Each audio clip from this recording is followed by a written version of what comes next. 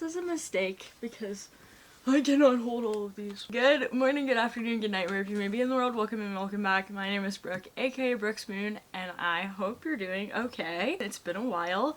I've been very busy, but I am back to like trying to make as much content as I can. I have a lot of videos in the works right now all at once, so it's been a lot, as well as I'm like transitioning jobs at the moment and I'm in like a limbo state. Thank you so much for 3,000 subs. That's fucking crazy. I feel like I say that every time, but like it's just the growth that has happened over the last few months has been insane since I started this in January, and I'm forever grateful. I haven't done a reading wrap up in a while just because I wasn't reading a lot in July, and then in August I was trying to balance a whole bunch of stuff all at once, and so I didn't get a chance to do that. So I'm doing my like summer reading wrap up, which is June, July, and August. Summer ends in the middle of September, the season. I'm not counting September and summer. You can fight me on that if you want to, I don't really care. In total, I read 16 books in the past 3 months, which is a lot, but also isn't a lot for me. It could have been a lot more, but in July, I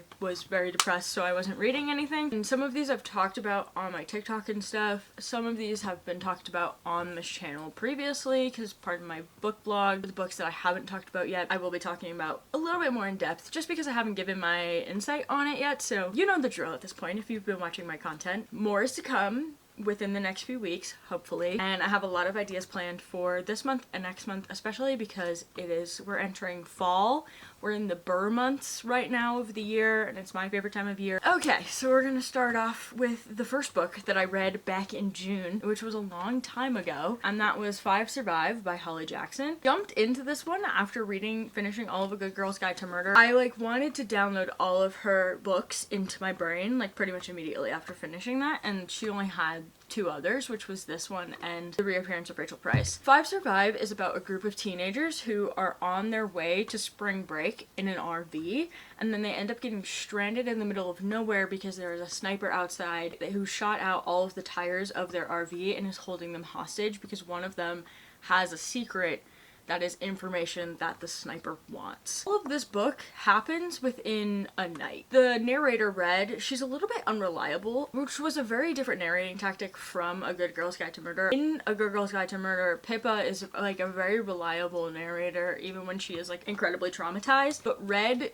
seems to like forget things. She's very forgetful, she doesn't remember things as often, and she struggles with that, and it's because of some of the things that has happened to her in her past. She's struggling to like recall stuff, and she has a very big memory issue. The cast of characters in this book was very interesting.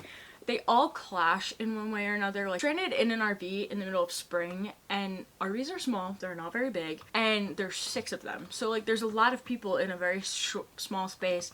There's someone outside that is wanting to kill you, and like as the night goes on, people get more stressed, and it's like the stakes just continue to rise. Somehow created a character in this book that was more annoying than Max Hastings. Didn't know that was possible. Not stand him, he annoyed the shit out of me more than Max Hastings did, which I didn't think was possible considering how awful of a character Max is in A Good Girl's Guide to Murder. Anyway, I've never hated a character so truly to my core before, like I hated Oliver, but it's fine. It was a very fast-paced book. Like I said, it occurs over the course of one evening, so like it's happening very, very quickly. The reveal, though, felt less surprising. I was able to predict everything that kind of happened, like who the person was and the connections and all of that, and it was actually around like page 111 that I was able to like figure that out. The reason I even remember that is because I looked at the page number and I was like, oh, it's an angel number. It wasn't hard for me to like predict like what the like twists were, unfortunately, which I kind of hate, but also I think it's just because I read so many of Holly Jackson's books in such a short period of time that I was able to just like pick up on how she like plans out books and the way that she like breaks them down and her layouts of books and stuff. It was very similar to Scream, but like things are happening in an RV on your way to spring break within a night instead of a few weeks, or however long Scream happens. Very much Scream vibes. I think that's just because of the like, they had a walkie-talkie where the sniper is like communicating to them, which felt very reminiscent of like the phone calls from Ghostface, so I think that's why my brain made that connection. Give it a 4 out of 5. I didn't enjoy it as much as I enjoyed A Good Girl's Guide to Murder, but I still really liked it, and I thought it was very well written, and I thought the way she laid out the story was very well told. Holly Jackson does an amazing job of maintaining suspense. She's like a very good writer when it comes to that and like keeping you on the edge of your seat. The way that she uncovers things, and in the way that she did it in this, because Red is kind of an unreliable narrator, it made it more interesting and more engaging, because I was like, does Red actually know, or are we going to have to figure things out from other characters because Red is not reliable? It was a really fun book to read. I definitely didn't like it as much as A Good Girl's Guide to Murder, but I still enjoyed it. Okay, moving on. This book was Dear Justice, written by Nick Stone.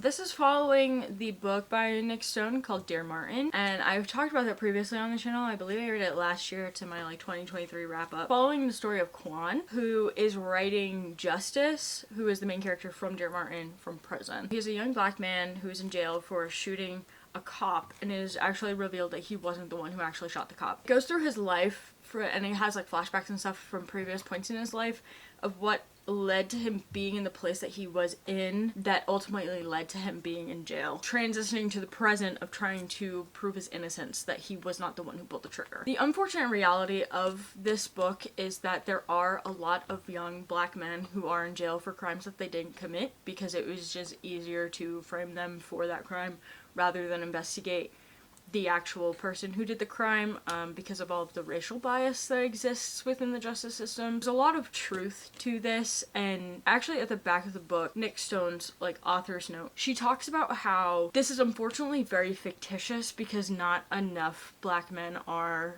freed, or the chance is not taken on them to get them out of jail for something that they didn't even do, or like a non-violent charge that landed them in prison in the first place. There are wonderful programs like the Innocence Project that do focus a lot on trying to get these men out of jail. However, there's only so much that one organization can do at a time. They do exist and they do try, and so Nick Stone does talk about at the back of this book that like the whole process of Quan being released and proven innocent is something that doesn't happen as often as it should, but the situation that he's in the first place of being in jail is something that happens really often and needs to change. There's a lot of reform that needs to be done in the prison system in this country, and just like the justice system in general, specifically for black men, because they are victims of the injustices that occur. I do think that Nick Stone wrote this very beautifully, and she did a beautiful job of like articulating all of that in the story and like showing what it's actually like, and that's why I love her book so much, because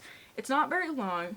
It's very straight to the point, and it's very well written to where all of her characters feel very real. They just feel so realistic, really sucks you into the story, and like you are able to connect to these characters and see how awful the circumstances are for black men and be able to like sympathize with the story. I myself will never experience that type of thing just because of my privilege that I hold by being a white person, but it's so easy to conceptualize and understand with the way that she writes this story and these books as someone who exists on the outside of that situation. I will read anything that Nick Stone writes. I absolutely love her writing style, and I've been actually looking into some of her other books that she's written. She's a local author for me because she lives in Atlanta. So all of her books take place in the city, and I know so much about the city as someone who lived there for so long. One should read Dear Martin and Dear Justice. In my opinion, they're very short, but they are so well done. So if you haven't read them, I would highly recommend picking them up. It received a 5-star rating, no question. So please read this book. Please read Dear Martin.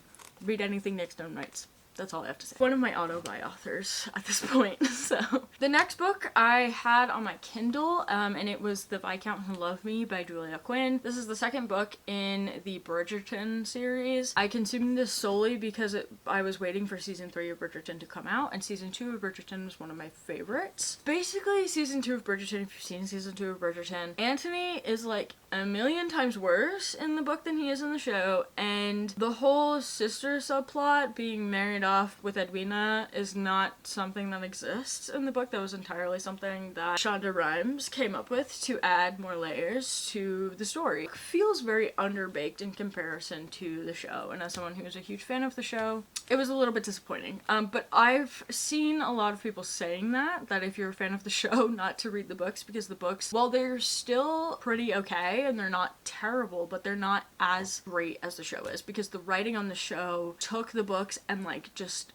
improved them a lot more and made it a more engaging and interesting story than the characters are in the book. Bridgerton is one of the few book series that I think like the adaptation of the books are better than the actual books are. She also diversified it because of Shonda Rhimes, so like it just makes things a little bit more modern in like a way of like making the Regency era more inclusive. I ended up rating it 3 stars. It wasn't my favorite. I actually kind of liked first book a little bit better than the second one. I just think that season 2 had a lot more elements to the story and the characters than they did in the book. I do want to read the rest of them because I'm just curious to see what happens, because I know a lot of people are very passionate about the books and like what pieces of the story are kept in the show, and I'm very curious to see. So the next 4 books are actually books that I read in my Pride reading vlog. I will not be going super far in depth in this video talking about them because I did talk about them a lot more in that video, so if you want more thoughts and opinions on them, go watch that video. It's a lot of fun. I had a lot of fun making it. The first one that I read was Aristotle and Dante Discover the Secrets of the Universe by Benjamin Alire-Sainz. This is a queer YA coming of age story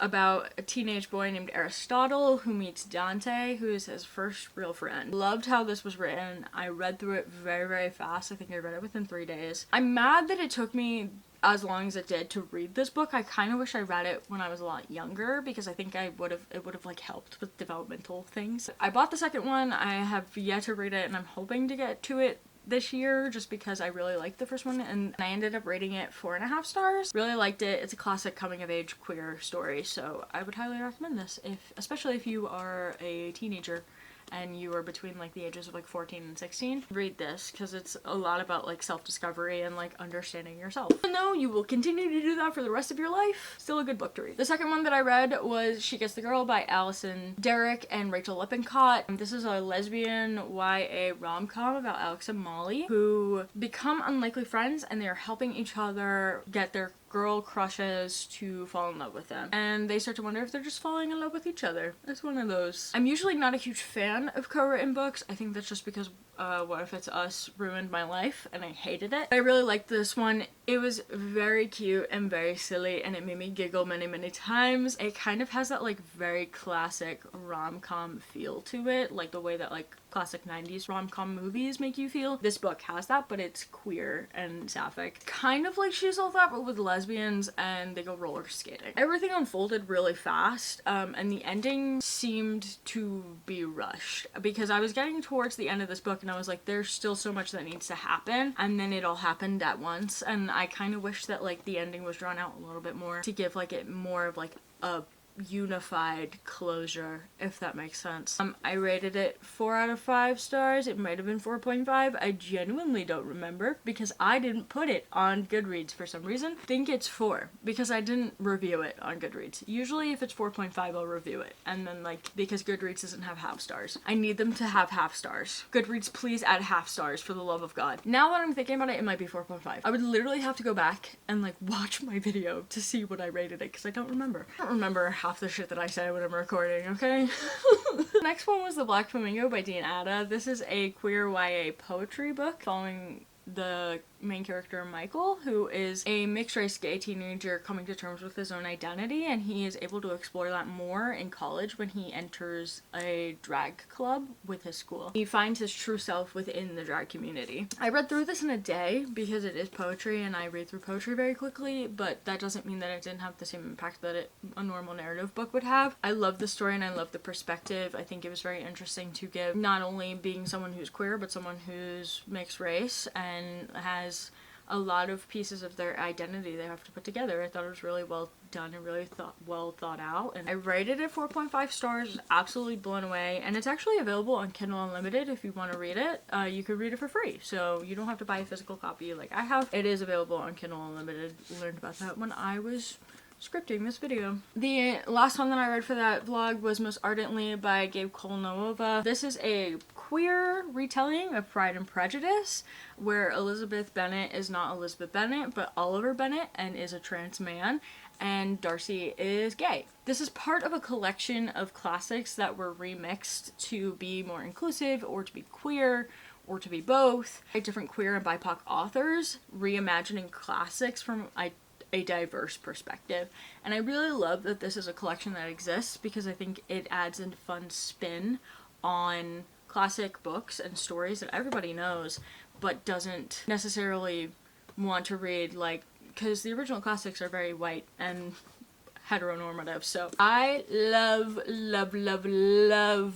this retelling of this story as someone who loves Pride and Prejudice. Cried my eyes out throughout this book because of the amount of trans and queer joy that exists in this story, and just like the representation. I adored it. I think it's a really great trans story written by a trans author based off of a very popular classic story by Jane Austen. It left my heart so full and I loved it. I rated it 5 stars. It is my favorite. Please read this book. It's amazing. Following all of those, I continued to read a few other queer books that I wanted to read for that vlog but didn't get to just because of timing. One of those was My Fair Brady, written by Brian D. Kennedy. Earlier this year, I read his debut novel from last year, which was A Little Bit Country, and I absolutely fell in love with it. When I finished A Little Bit Country, I found out that this one was coming out this year, and I got super excited because I absolutely fell in love with his writing style. Another She's All That classic 90s rom-com set in a high school theater following Wade and Elijah, and Wade makes it his mission to make Elijah feel more confident and be able to like talk to boys because he is an openly queer person. They are both openly gay men in their high school, making Elijah feel more confident in the same, like, with the same tools that exist in My Fair Lady, because they're putting on a production of My Fair Lady in their high school. This was written for theater kids. If you are a theater kid and you read this book, you will understand so many aspects of this that I don't think people who weren't in the theater program would. This sent me back to like certain periods of time in my high school theater program that I was like, oh my god. Elijah is doing tech theater and Wade is like an actor in the theater program, and as a fellow tech kid that was in high school, I understood so many parts of this book, and I just like, it made me laugh just because of some of the things that are in here. It's very easy to tell that Brian D. Kennedy also grew up in the theater program in high school because of how this was written. There's just like certain language and jokes that exist in this book that unless you were a theater kid you wouldn't understand. I really liked how both of these characters weren't 100% perfect. They all have flaws and they're both kind of mean to each other. They both have a motive for this book and neither of them are aware of it until later. The ending did feel a little bit rushed. Even though you kind of know where it's going, I just feel like it's another one of those that it's like, it's a romance book and like you're getting to that point where everything needs to wrap up. It happens all very quickly because there were other subplots happening that needed to wrap up first before the main one could wrap up. It just happened very quickly. Still liked the ending. I thought it was cute. I did a solid 4 stars out of 5. I personally liked A Little Bit Country more. This was still really sweet and I enjoyed it, and he has very quickly become one of my auto-buy authors this year. I'm very excited to see what else he puts out because I really like his writing style and how he writes these characters, and he is also a gay man, so it's nice to read and it's very refreshing. The next one that I read was Book Lovers by Emily Henry. I have slowly but surely been making my way through all of her books since reading Beach Read. Reading all of her books in publication order, so this is the 3rd book that she put out, and this was the 3rd book that I read. Made it my goal to read all of her books this year just because I absolutely fell in love with her writing after reading Beach Read, and I ate this book up. Book Lovers follows Nora, who is a book agent in New York, and she is like the textbook business woman, okay? She is businesswoman in New York with blonde hair, and she wears high heels, and she is so career focused. She is a girl boss, and her sister, who is younger than her, go on a girls trip to a small town where she runs into Charlie, who is an editor in the New York publication scene, and they don't have the best history of a relationship. They've like butt heads before in the past, and so he is from this small town and is staying there at the moment, and so it kind of just unfolds from there. This had a perfect amount of tension and rivalry and pining that I absolutely adore in her books, that it felt very reminiscent of Beach Read. Felt the most like Beach Read with this dynamic. Take a second for me to get into though, but I'm glad I continued through. It just like the beginning is a little bit slow until like Nora and Charlie actually run into each other. The sister relationship and the complexity of it and their dynamic and how it was all connected to everything with their mom and Nora's character was so mapped out in my opinion. I think like everything was like so well rounded with the story and Nora's character specifically and her self-discovery of her character throughout this book and like how she comes to terms with certain things. There were moments where Libby, her younger sister,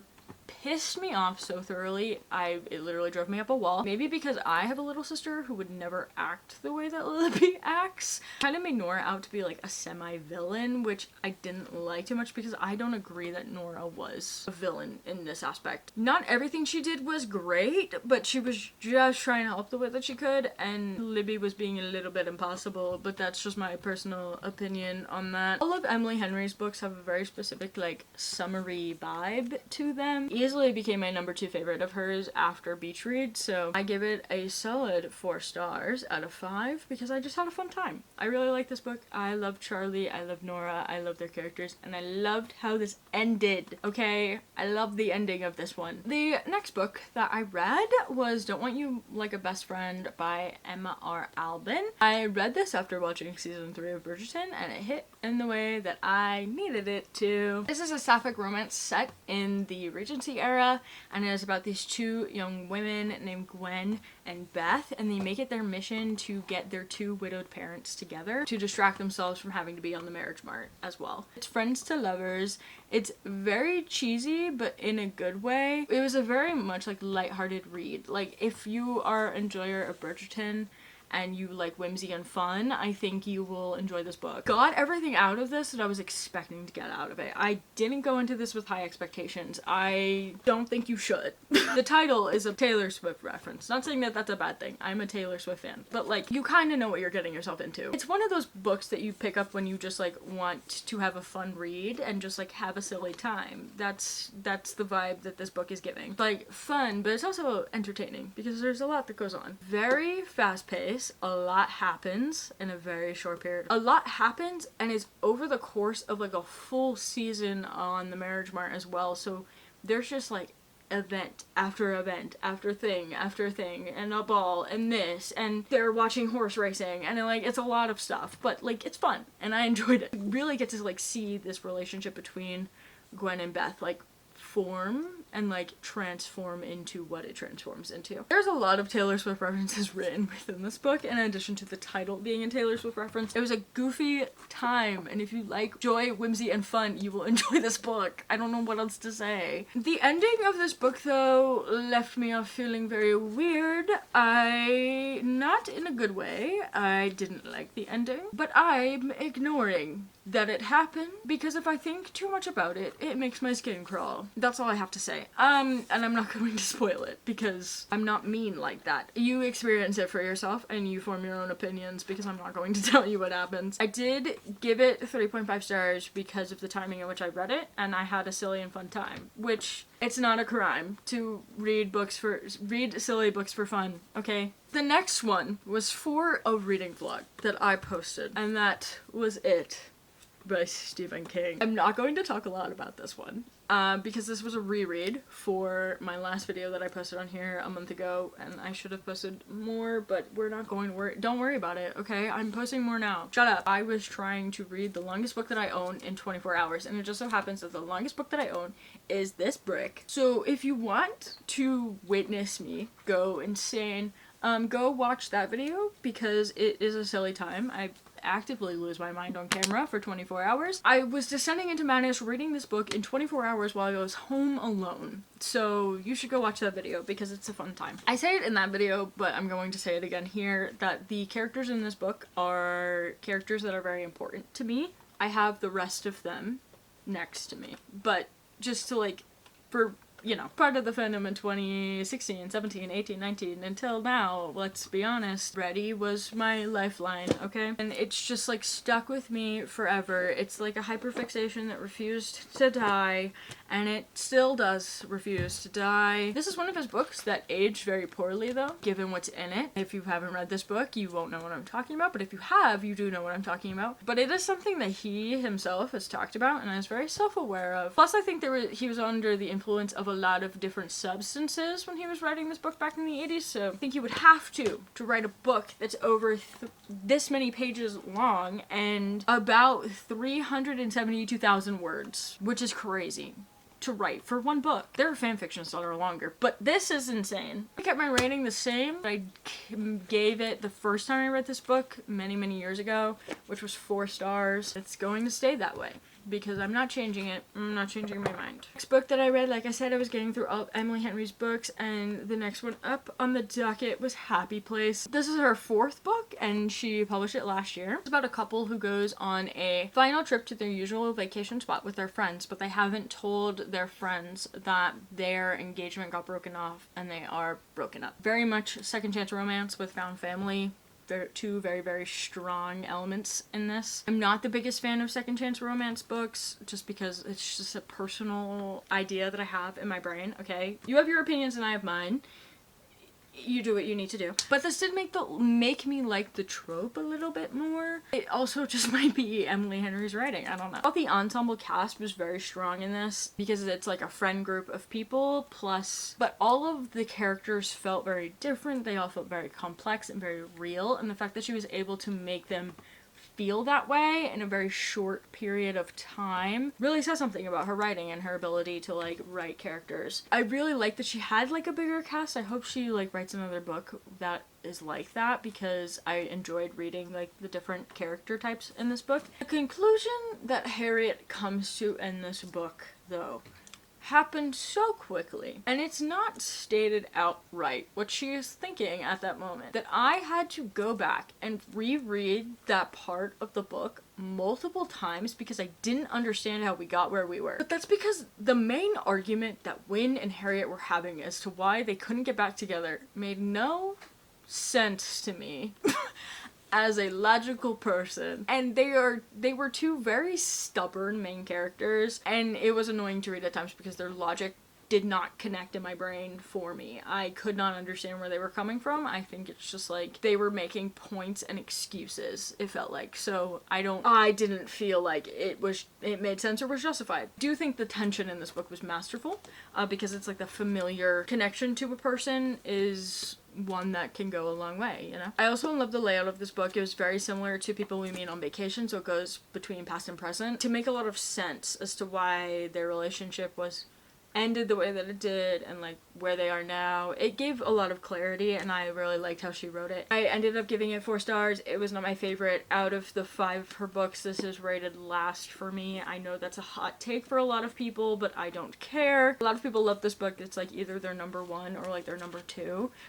To me is my number 5. I'm sorry, but also I'm not. Immediately following Happy Place, I also then read Funny Story on my Kindle. I did not buy a physical copy of Funny Story because I want it in paperback, so all of my Emily Henry books are the same size. Because I'm weird like that. Oh, I'm weird. Have you ever seen me without this hat? No. Because I'm a weirdo. I don't fit in. I don't want to fit in. I'm sorry. My camera just died, and I have somewhere to be, so I just need to finish doing this because I don't have another battery. So the audio might be a little bit different and the quality might be a little bit different, but it doesn't matter. So I'm filming the rest of this video on my phone because I'm not doing this now. This was the last book of hers that has come out. It came out earlier this year. It is the last book of hers that I had to read. And I didn't want to finish this one because I didn't want to not have a book of hers to read because I love her writing a lot, but I was consuming this book so quickly because of the plot of this book. This is following Daphne and Miles, and they are roommates because Daphne's ex-fiance Peter calls off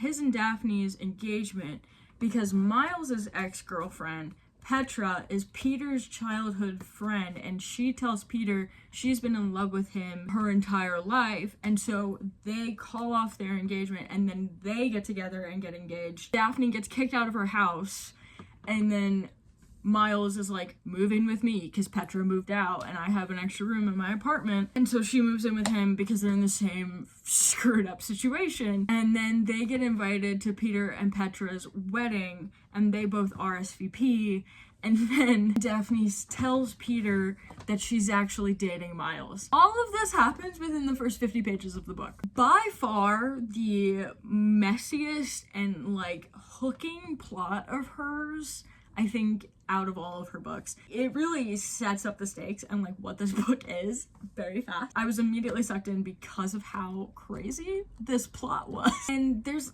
a lot of like discussion of like reinvention of self and rediscovering who you are outside of a relationship, because you are a certain version of yourself for so long when you are in a specific relationship, especially with the relationship that Peter and Daphne had. And I liked that later on her entire relationship, her entire identity is not based off of her relationship with Miles either, which is like the whole point of her going through the character arc. It did a really good job of like showing her character development and her growth, and like also like Miles's connection to all of that and his character development and his growth as well. Miles is a Nick Miller variant, which is why I think I'm in love with him. Ended up giving this one 4 stars. It is out of my ranking of Emily Henry books. It goes beach read, book lovers, people with me on vacation, funny story, happy place. Not everybody will agree with me on that, but that is my personal ranking. And if you disagree with me, that's fine. Happy place was just not it for me, I'm sorry. The next book that I read was Loud by Drew Afawalo. I love Drew. She is a TikToker. If you do not follow her, you should. Her memoir, but it has a lot of self-help vibes in it, as well as a lot of discussions of feminism and the patriarchy and gender theory. Highly feminist book, but has a lot of really great points and advice. There was a lot in here that I already knew, just being a woman in society. I appreciated the way that she wrote out those things, even if I did know about them. Articulated beautifully, and it really showcased her brilliance perfectly. If you watch Drew's content, you know that she's incredibly smart and very intelligent, and you see it through the way that she talks about things and the way that she gives advice, but also her humor is so smart, which is why she's able to like knock these terrible men down so much and so harshly, because of how intelligent her comebacks are and how intelligent her digs are, because they're not up to that level of her intelligence. The way that this was written was not a surprise. It felt very much like an extension of her content. So if you are familiar with her content and you read this book, it's going to feel very familiar to you in the way that she writes it and the way that she articulates her thoughts. And it feels like she's very much speaking directly to you as one of her audience members. It felt very personable, even though she's talking to her broad audience. It felt like she was talking to me directly for a lot of these things. Anyone who picks up her book, I think, will be able to like have that relatable, like personable connection to this book because of how she wrote it. There were so many moments that made me laugh out loud. Ha ha ha ha, so fun. Because of how she wrote this book, her humor is very specific, and she is probably one of the funniest people on the internet, in my opinion. It like genuinely felt like listening to someone that you care about and value in your life giving you advice. It gave me a very specific feeling of empowerment while reading it that I felt the same way when I was listening to America Ferrera give her monologue in the Barbie movie for the first time, and like still to that day that monologue gives me chills because of just like how accurate it is. Really felt like Drew was able to like reach into my brain and my heart and speak directly to me. Some of the stuff that she mentioned are things that I'm personally working on in therapy. The timing in which I read this book couldn't have been more perfect because of just like what I have going on in my personal life. Gave it 4.5 stars. Just loved reading it and suggest a lot of people read this. If you like her content, you will thoroughly enjoy her book. I also tagged a lot of things in here just because of the way that she writes. She wrote certain things. I really love this. I think she did a great job, and honestly I think she should write another one. I think she has a lot to say and she does a really good job of saying it, and it's coming from somebody experienced so many things and like is a plus size woman of color. I got really excited when she said that she was releasing a book, and the second it came out I picked up a copy because I had to. So, and the last book that I read was The Final Girl Support Group by Grady Hendrix. This is about a therapy group of women who are considered final girls because they were the sole survivors of mass killing sprees that would then inspire the popular horror franchises in this universe. And one of the final girls is killed, and Lynette, who is the main character, believes someone is after the rest of them because of some of the other events that are happening to these final girls in this book, and Lynette thinks that someone is out to get them. It's not the only book with this concept. I believe there is another one just called Final Girls that is very similar. Both of them are written by men, and I did not feel like this book was executed well. I think it was executed poorly. It's very obvious that Grady Hendrix has a lot of knowledge of like horror culture and like popular horror movies and stuff, and just like how those Final Girls were written in the terms of the horror franchise screenplays and their franchises and the stories and everything, and just like the real life crimes that exist surrounding all of those that inspire those stories. He doesn't do a good job of using those archetypes and tropes that exist within the horror genre and in those franchises and translating it well to his own book and his own characters. It wasn't done in a very successful way. Lynette keeps stating over and over and over again that they're final girls, that they aren't like anyone else because they're final girls, that they're traumatized because they're final girls. And it's like, girl, I know. It is the title of the damn book. You don't need to keep reminding me that you are a final girl. Girl, we know. Constantly repeating it as if like repeating it is going to make it more true when it doesn't do that. Repetition of an obvious thing does not help the characterization. It makes it annoying. You don't need to remind your audience repeatedly as to why your characters are doing what they are doing, because they're watching your characters do what they're doing. You're telling it from their perspective. We can see that, we can read it, we understand. You don't have to state the obvious for us to get that. And it was just something that Hendrix did over and over and over again that just like irked my soul. Every time she said, "I'm a final girl," I wanted to scream a little bit. Also just like have beef with how male authors write female characters. There are very few male authors that are able to do it successfully. This was not one of those books that did that. It just did not hit the mark in the way that he intended it to. And having an all-female cast for the most part, and they all sound like they're women written by men, it just made it insufferable to read. I do, however, think that if a female author took this concept and wrote it, it would do really well. That's because it's coming from a woman. But that's a broad statement. There are a lot of female authors that are also bad. Like, if someone like Holly Jackson took this concept and wrote a book like it, I think she would do a really good job. But that's just my personal opinion. I wanted to DNF this book. I did, and then I got halfway through and was like, you know what, I'm just gonna keep going. I'm insane like that. I can't DNF books. I just can't do it. There's something seriously wrong with me, because like it ended up getting interesting once you really learn what happened to Lynette that made her a final girl. I wanted to know what was going to happen and who was behind what was going on, even though I predicted it.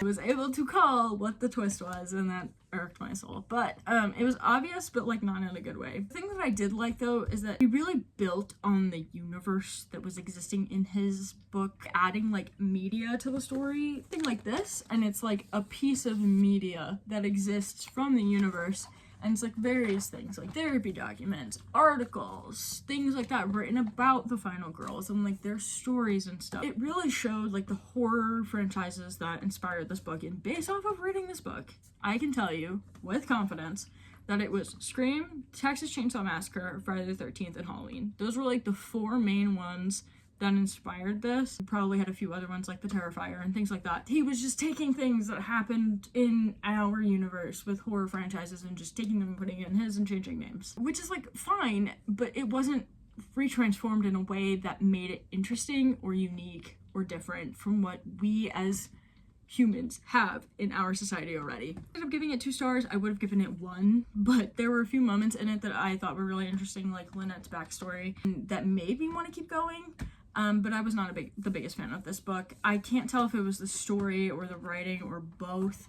I do have another book of his that I purchased a while ago, and I kind of want to read more from him to find out if it's just his writing style that's not for me, or if it was just the execution of this story just wasn't good. I expected something different from this book than what I got out of it, and it wasn't what I wanted. And when I say that, I mean like just reading the back of this book, the execution was not what I was expecting, and it could have been a lot better. The last book that I read was actually an e-arc that was sent to me, and it was on my Kindle, and that was Pages of Amber by Vic Faber-Zyra. Her debut novel. She is an indie author, and like I said, I received it as an e-arc at the beginning of August. Middle of August. This is a YA romance about a girl named Amber. She's a high school senior and also a competitive ballerina, and she's very, very good as a ballerina. She's a great dancer. But because she goes to competitions so much and so frequently, she's falling behind in school and is told to work with the student body president and her arch nemesis, Noah. But there's something in it for him as well. She has to help him get on the good side of the student body because they don't like him as the student body president just because of how he interacts with people. So she's helping him, he's helping her. It's like a mutually beneficial relationship. There are a lot more subplots than the generic story that I just described. There is the subplot of her navigating the relationship she has with her mom and also her friends, and as she's trying to balance everything of being like a dancer, the perfect daughter, a good friend, doing well in school, and being like this perfect version of herself that she believes is expected of her as a 17-year-old girl. The dynamic between Noah and Amber was a lot of fun. It felt very high school, and I mean that in the nicest way possible, of like, as someone who is 23 years old and graduated from high school many years ago, which is insane to say out loud, but like I understood like why their relationship was the way that it was and why this book was written in the way that it was. It is like how like high schoolers have like arch nemesis and like the loves of their lives, and it's like you're 16. Like their arch nemesis is just someone that they banter with all the time. It really isn't that deep. Like they're just kids. Like of course it's not gonna be like, it's not like you're 16 years old and you hate this guy because he like betrayed you and your family or something. Like it's not that deep. It's just like you just have like a slight disgust of each other, and like you argue sometimes and bicker, like, and like because you're a teenager, it's like that's my worst enemy. It felt more like rivals to friends to lovers than it did enemies to friends to lovers, but I can understand why. Like I said, like it's very high school, so like it's like high school enemies. There was a lot of moments between them that I found very sweet, that I felt they were very tender, they were very cute. Like the whole plot of them having to work together and getting along when they didn't at the beginning. I do feel like there was way too much going on in this book. There were a lot of subplots happening all at once, and I think that the addition of multiple subplots then overshadowed the two main A and B stories. So like the A story was Amber trying to get better with class and having to work with Noah. That to me would be the A story. The B story would be the relationship she has with her mom and her trying to balance dance and school. And then you had all of these extra plots that were going on that were happening in the background, that there were just like little details thrown in that I think didn't make sense, they didn't land, and then it got to a point where all of these extra subplots had to be resolved as well. I truly believe that it's better to have too much going on than not enough. It's easier to cut down than not to have enough to begin with. It did feel distracting, though it kind of felt thrown together towards the end because there was so much happening. Because of that, the resolutions at the end to a lot of these subplots felt way too quick and out of the blue. It's just because of how much was happening in this book. I think it would have benefited from cutting a few of these subplots here and there, and it would have like felt more unified and well-rounded in my opinion. But I also understand that this is like the first book she's ever written. You tend to overwrite when you write for the first time, and like writing a book is not easy. Like props to her for doing this. I know I did when I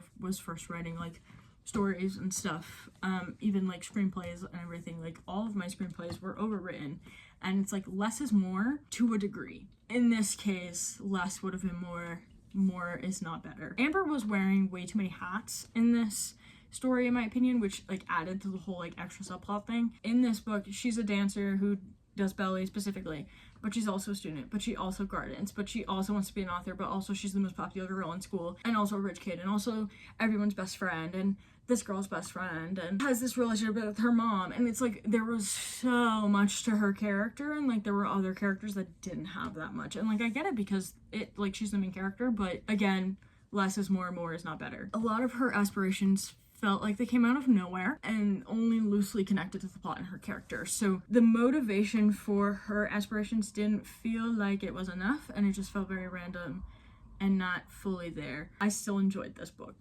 with the relationships and stuff and the dynamics that she had with a lot of the people in it. I really wish there were a few more chapters in his point of view because there were only two, and because there were only two, it felt very random and out of place. If there were more chapters from his point of view and it kind of went between Amber and Noah, I think a lot more other subplots that happen with Noah would have made sense. I feel like it would have benefited from maybe doing both point of views, or just only sticking with hers and not throwing his point of view in there. The writing style was very detailed. It didn't always need to be, but there was a lot of very beautiful written passages, but the plot was kind of all over the place. Like, her way to describe things is very good. Like, her way to describe details and her writing style is very consistent, and there were times where I was like, wow, she did a really great job of like describing that thing. You didn't necessarily need to spend that much time describing that thing, instead focusing on other stuff. I'm trying not to sound really mean, but like, it's just like my honest thoughts on this. Still, at the end of the day,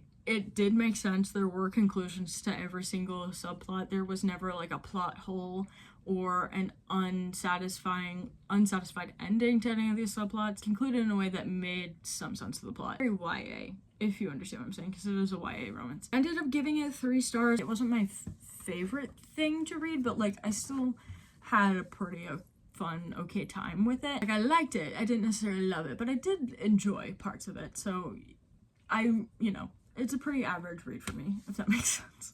I'm trying not to sound mean because I know that she like did something that most people can't, so I'm just trying to be honest, and it's better to be, I'm not gonna lie. That was everything that I read in June, July, and August. 16 books, not as much as I wanted it to be, but it could have been worse. I haven't done a reading recap in a while, and I haven't yapped for this long in a long time, so that is all from me. More stuff is coming, a variety of content as well. More Marauder stuff is coming because it is fall, which means it's Marauder season, even though it never stopped for me. Thank you for all the love that you guys have been giving me. I really appreciate it. I appreciate you guys. You guys are so sweet and so nice. I love you guys so much. Thank you so much for watching.